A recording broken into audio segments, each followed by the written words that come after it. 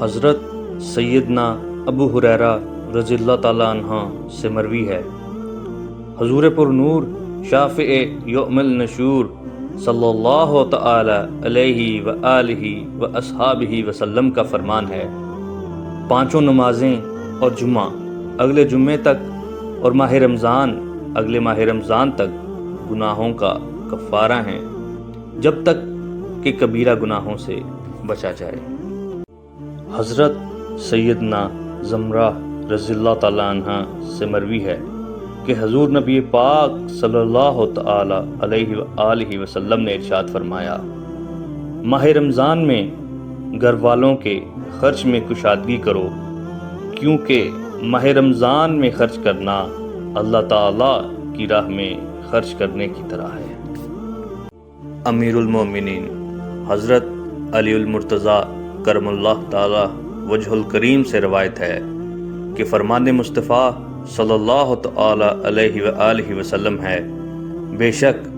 اللہ عز و جل نے بنی اسرائیل کے ایک نبی علیہ السلام کی طرف وحی فرمائی کہ آپ اپنی قوم کو خبر دیجئے کہ جو بھی بندہ میری رضا کے لیے ایک دن کا روزہ رکھتا ہے تو میں اس کے جسم کو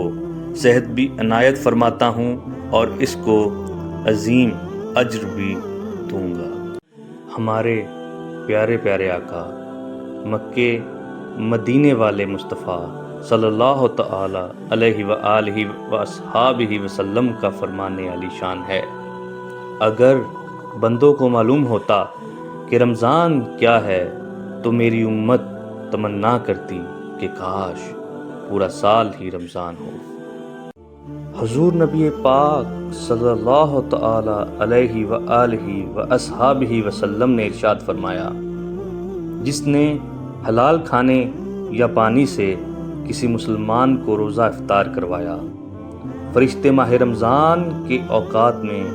اس کے لیے استغفار کرتے ہیں اور جبرائیل علیہ السلام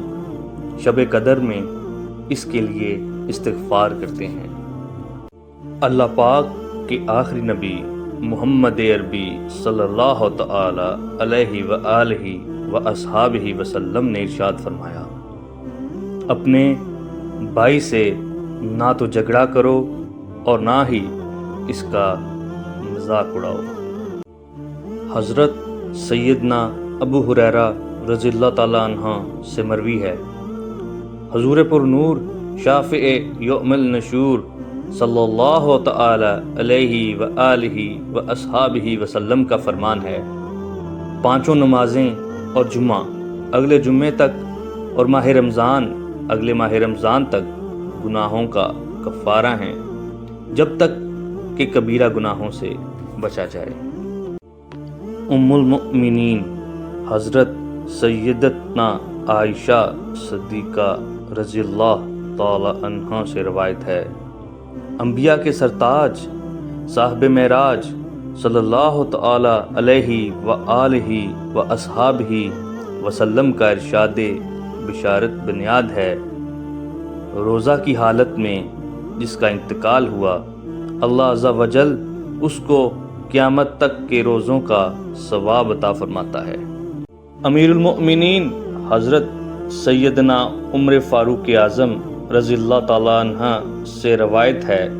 کہ حضور نبی پاک صلی اللہ تعالی علیہ وآلہ وسلم کا فرمان روح پرور ہے، رمضان میں ذکر اللہ عز و جل کرنے والے کو بخش دیا جاتا ہے اور اس مہینے میں اللہ تعالی سے مانگنے والا محروم نہیں رہتا۔ ہمارے پیارے پیارے آقا مکے مدینے والے مصطفیٰ صلی اللہ تعالی علیہ وآلہ واصحابہ وسلم کا فرمان عالی شان ہے، اگر بندوں کو معلوم ہوتا کہ رمضان کیا ہے تو میری امت تمنا کرتی کہ کاش پورا سال ہی رمضان ہو۔